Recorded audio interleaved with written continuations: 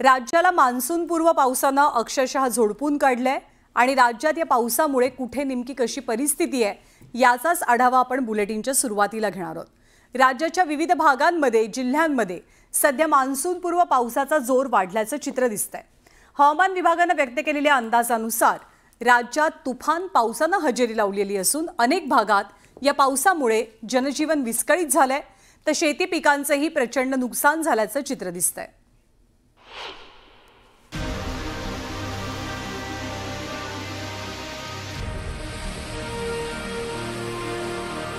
राज्यात मान्सून पूर्व पावसाचा धुमाकूळ।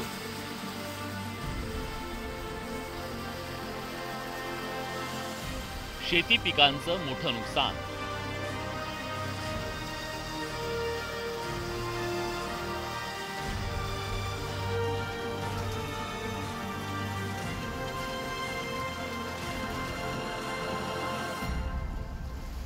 मुंबई पुण्यात उडाली दाणादाण।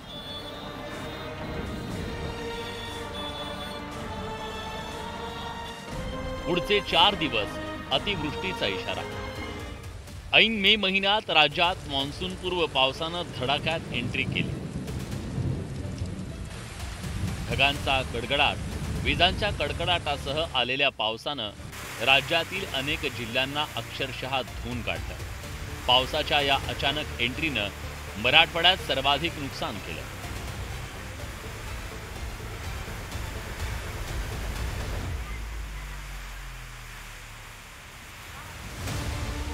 मराठवाड्यात 17 दिवसांपासून मान्सूनपूर्व पावसानं धुमाकूळ घातला।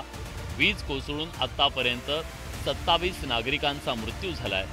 391 जनावरं दगावली आहेत।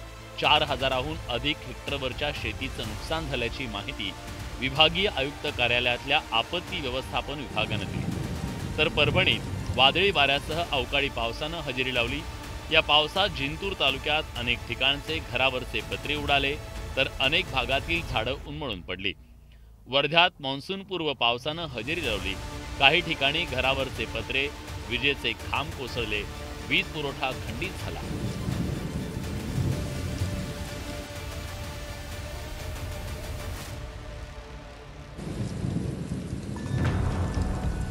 कोल्हापूरच्या शिरोळमधील राजापूर बंधारा ओव्हरफ्लो झाला। बंधाऱ्यांची पाण्याची पातळी 16 फुटांवर पोहोचली।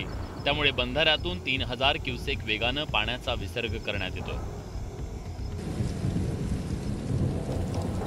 लातूर जिल्ह्यात सलग 4थ्या दिवशी पावसानं जोरदार हजेरी लावली। पावसामुळे रेणापूर तालुक्यातल्या कोरड्या पडलेल्या रेणा नदी पात्रात पाणी आलं। पावसाच्या तडाख्यानं बळीराजावर मोठं संकट आलं।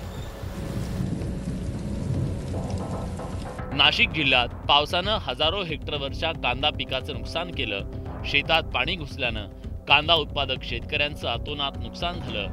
मनमाड, मालेगाव, चांदवडसह नाशिक जिल्ह्यात पावसानं धुमाकूळ घातला। पावसात भिजून शेकडो क्विंटल कांदा खराब झाला। अचानक आलेल्या नैसर्गिक आपत्तीनं शेतकरी हवालदिल झाला। पिंपळगाव बाजार समिती परिसरात वादळी वाऱ्यानं व्यापाऱ्यांच्या कांद्याचे शेड अक्षरशः उडून गेले। काढणीसाठी आलेला कांदा शेतात सडू लागला। आता ह्या शेतात जे 1.5 एकरचा हा जो प्लॉट शिल्लक राहिलेला आहे काढण्यासाठीचा, पाऊस चालू झाल्यामुळे काढताच आलेला नाही आहे। साधारण 200 ते 225 क्विंटल कांदा कमीत कमी ह्या प्लॉटमधून निघाला असता। हा संपूर्ण कांदा आज नष्ट झालेला आहे। कांद्याचं मोठ्या प्रमाणात नुकसान झालं।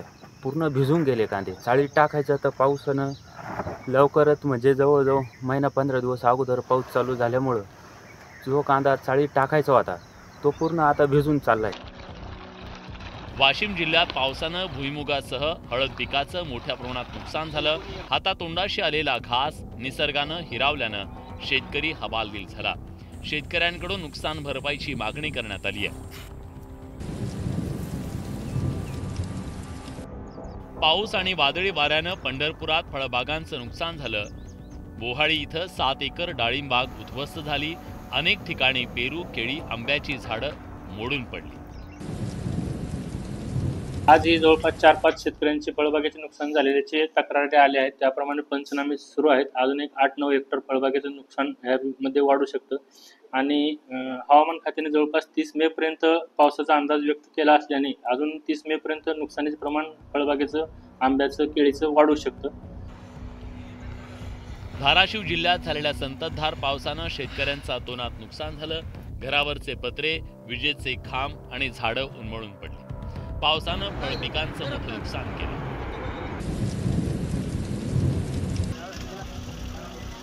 बुलढाण्याच्या मेहकर तालुक्यात मुसळधार पाऊस झाल्यानं पैनगंगा नदीच्या पुलावर चिखल साचला. या चिखलावरून घसरून ट्रॅक्टर थेट पुलावरून नदीत कोसळला. चालकानं प्रसंगावधान राखत ट्रॅक्टरमधून उडी घेत आपला जीव वाचवला.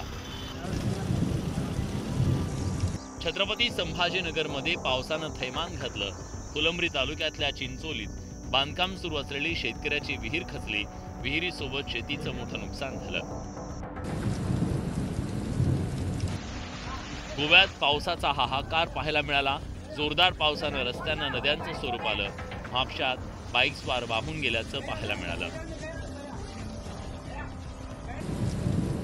भारतीय हवामान विभागानं पुढील 48 तासांसाठी महाराष्ट्रात धोक्याचा इशारा जारी केलाय. हवामान विभागाकडून राज्याच्या विविध भागात अतिमुसळधार पावसाचा अंदाज वर्तवण्यात आला. या दरम्यान 30 ते 40 किलोमीटर वेगानं वारे वाहण्याचा अंदाज आहे. लोकांना सतर्क राहण्याचं आवाहन करण्यात आलंय. खास करून कोकण भागासाठी रेड अलर्ट जाहीर करण्यात आलाय. तर विदर्भ, मराठवाडा आणि उत्तर महाराष्ट्रासाठी ऑरेंज अलर्ट लागू करण्यात आलाय. अरबी समुद्रात कमी दाबाचा पट्टा निर्माण झाल्यानं कोकण किनारपट्टीवर पुढचे काही दिवस वादळ सदृश्य परिस्थिती असणार आहे. त्यामुळे मच्छीमारांनी समुद्रात जाऊ नये असा इशारा प्रशासनानं दिलाय. या कालावधीत 35 ते 55 किलोमीटर प्रति तास इतक्या वेगानं वारे वाहणार असून त्याचा वेग वाढण्याची शक्यता आहे. त्यामुळे पुढचे काही तास नागरिकांनी सतर्कता बाळगणं गरजेचं आहे. Bureau report, news 18 Lokmat.